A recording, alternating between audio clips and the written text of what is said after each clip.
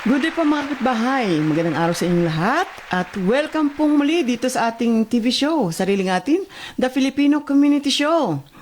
And today we are so lucky to have a beauty specialist who will give us some tips kung paano ba natin ma-maintain ang ating mga beautiful faces, our skin, at lalo na po para po tayo lalong gumanda at kuminang ang ating mga beauty, o di ba? Well, without further ado, I'd like to welcome our good friend, Miss Karen Kaday of Beauty and Health by Dr. K. Kumusta ka na, sister? Thank you for inviting me over, Well, of Sister course. Izzy, kay brother. I'm so glad na in-invite nila ako to share my knowledge kung paano magkaroon ng young-looking face. Yes. Yeah. So, para maging... Actually, all of us will grow old naman talaga. But then, if we can slow it down, why not, Maintain right? it. Yeah. Maintain it, right? Yeah, and slow yeah. it down. Para at least sabing, the more younger you're looking at, parang sabihin nila, oh, confidence. Yes, Yeah. yes, oo. Like, can you imagine going to have yung mag-ano ka ng skin mo, alagaan mo ang skin mo, then people will ask, oh, I didn't know you're that old. Yeah. Actually, I'd like to ask Sister Karen or Dr. K for the benefits of our viewer to tell us more about yourself. Okay, I'm at first I started with the massage therapist muna ako. I from Philippines, and then when I came here in Canada, I upgraded into nag-study pa ulit ako ng massage therapy. So I'm good in massage, and I've been a massage therapist for 22 years. And then I'm the expert. I'm good at it. I'm proud of myself being a massage therapist. But then, over the time, siyempre nakakapagod din. And then I upgraded myself. I went to acupuncture lesson. So I enrolled myself. And then, when I passed the board exam, and it's so privileged that here in Canada, binibigyan ka ng title na doctor. Ah, Yeah. talaga? So, at Dati first- makapag-doktor kaya din ako na acupuncture. Yeah. Wala namang tinalo. 3-year lang. course. And then, 2 days na exam na halos heartbreaking. Lahat. talaga. Ewan ko lang kung ilang tissue paper na ubos ko para Wow. pero memorize sister, everything. yung unang ano mo talagang massage and then dito nag-upgrade ka ng acupuncturist. Oh, nag-upgrade na very ako. fortunate naman, ano? And then now, skin specialist na ako. Diba? Yeah. So, paano ka naman napunta sa skincare? Why you choose skincare, sister? Actually, Acupuncturist ka na eh. yeah, because I started doing facial acupuncture. Oo. So, ayun, lahat kasi, marami kasi akong pimple scar na talagang, once a month, I see to it that I go for facial, I go for cleaning. Oo. My skin is stretched, but then nandun ang scar. Yung pimple scar talaga ayaw matanggal. So, I started doing needle of myself. I started and upgraded my integumentary, the lesson thing na kailangan. Yeah. So, tapos, ano ko na mag-needle ako ng sarili ko. And then later I found out, gumaganda ang lola. Yeah, and then sabi ko, yung mga scar, nag-fade out. Oh, yeah. So sabi ko, I tried, nag-acupuncture, facial acupuncture ako. Acufacial ang tawag nila doon. And then sabi ko, what if I upgraded it? So I searched for lessons online na basic lang. Yes. Ayokong maging dermatologist kasi haba naman. Mag-aral naman ako ng 5 taon, no. Talaga, Maganda na kasi yung pag-aaral ng esthetician kasi dito. It's not regulated pa so far. So everybody can have lesson online na you can have it, may practical, and then sabi ko, and then why not? So when I have all the certifications that I need, I started to buy simple machines, small machines, and Of course, then start muna sa maliliit muna. yung mga Yan. basic machine lang. Oh, yeah. Oo. Dermabrasion, mga suctions, and then I have everything na, and then I started and then said, I have enough money to buy the big one. Actually, the 2025, they are selling only 10 in 1, 11 in 1. Oo. And then only, I think, November when they opened 14 in 1. Itong last year lang. Nito na last year lang, 14 in 1. Oh my gosh, sabi ko, I don't have 5K to buy that machine. But I work hard. And I said, when I have enough, my credit card is good. So I said, okay, I'll buy that one. So I'm the only one, I don't know whoever, I'm the only one who bought that 14 in 1 machine. The best machine plus your best cream would gonna make you more younger. The way I did to you. Oo, talaga. Pero meron na namang bago na naman na darating. Di bibili ka na naman. May 18 in 1 na nga. Talaga? Nitong January. Oh my God.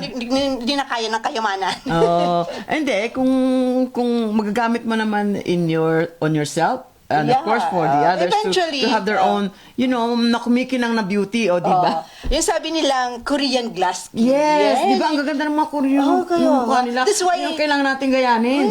kaya that's why all of my creams are from Korea and Japan and of course then from China. So, mas maganda siyang effect. Yes, I used the one that you gave me, the liquid ginseng. form. Yes. Talagang pag payari kong ilagay, parang kumikinang ang skin mo. I used that one since COVID time.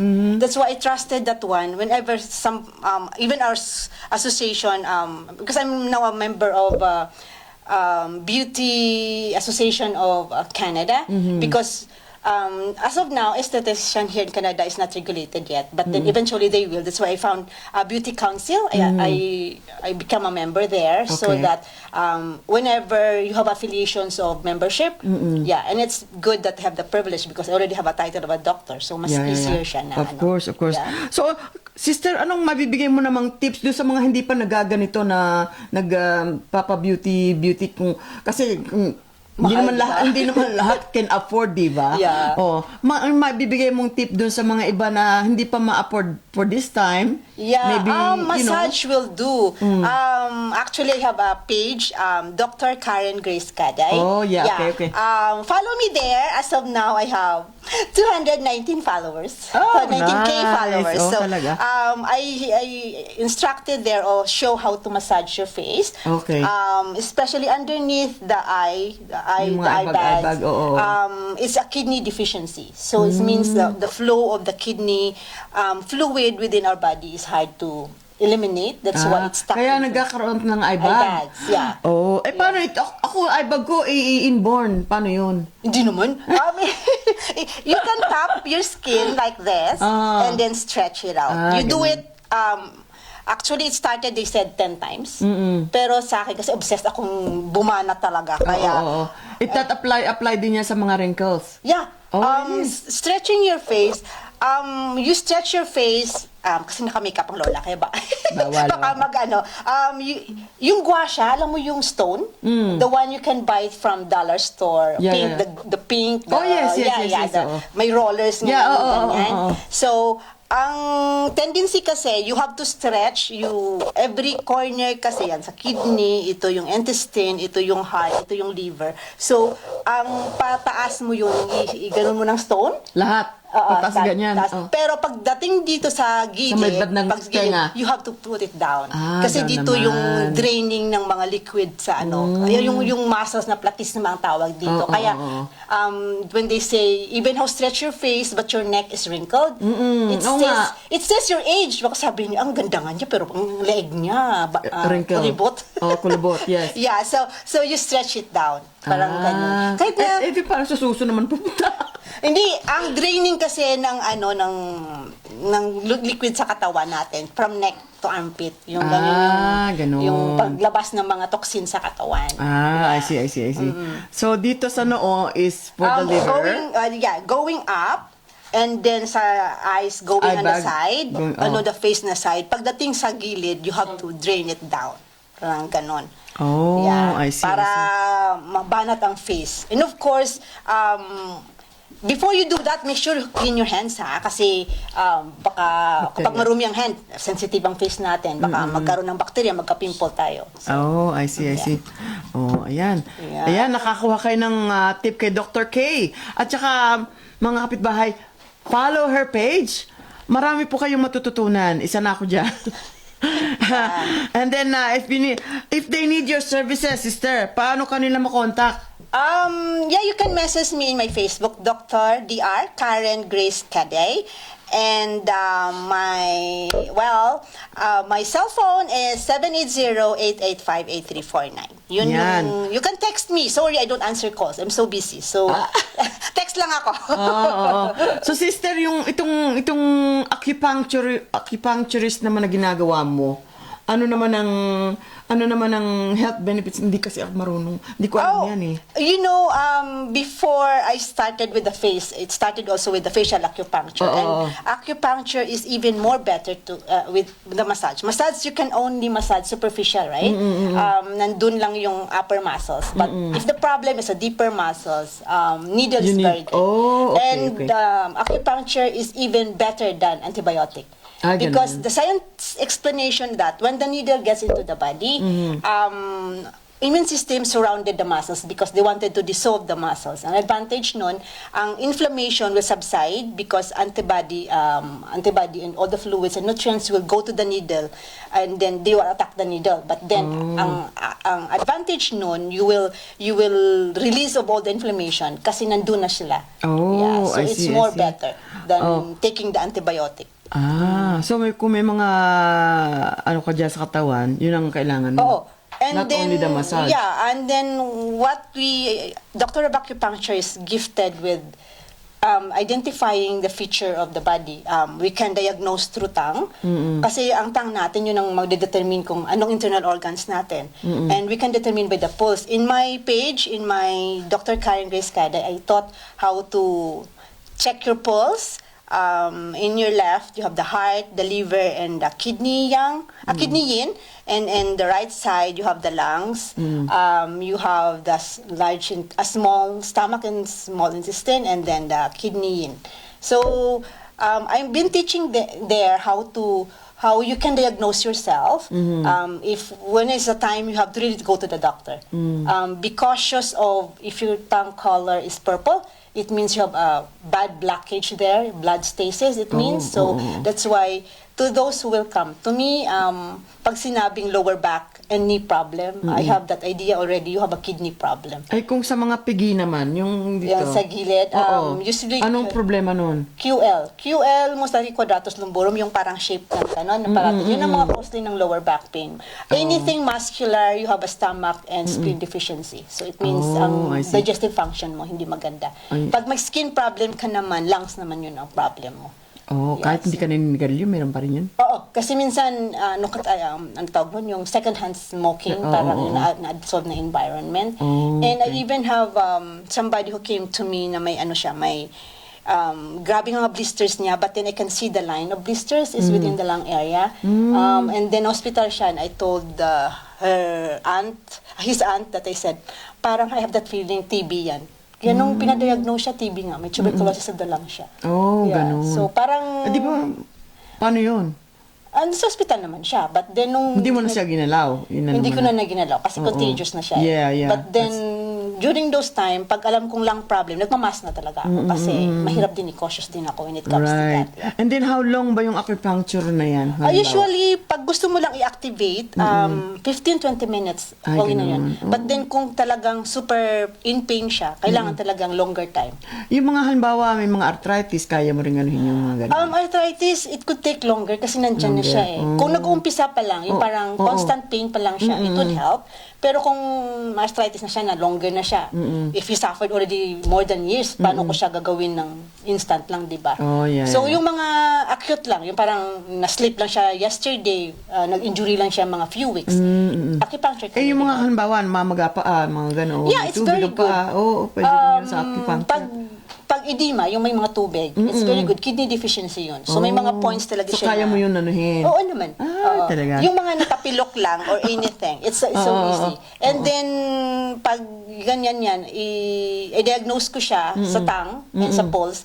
Sabihin ko sa kanya na ang source niyan is from your stomach. Kasi yun na naman stomach or kidney ang mga edema, yung mga inflammation. Pag mostly prone siya sa back pain or sa lower back pain, kidney yun. Tapos kung may asthma naman siya, ang asthma kasi, kung nahirapan siya mag-inhale, kidney yun. Pero nahirapan siya ma-excel, lungs yun. Oh, okay.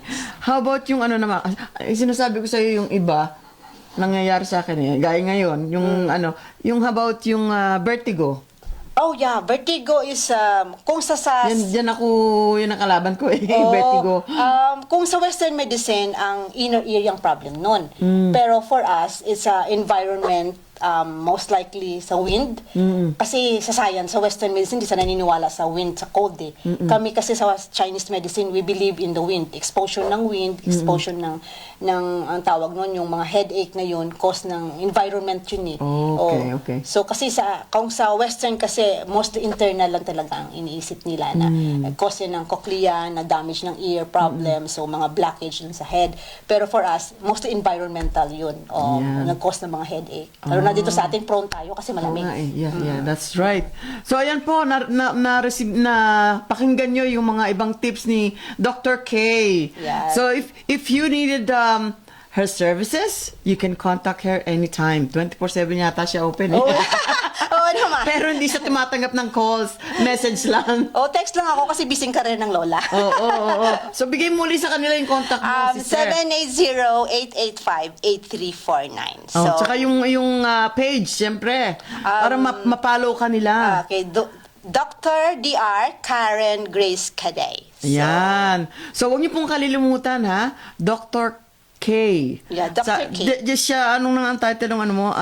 Beauty and Health by Dr. K. Yan. Huwag niyo pong kalilimutan, ulitin ko na naman, Beauty and Health by Dr. K. Yes. Dr. Karen Caday. Yan, ang ating pong kaibigan.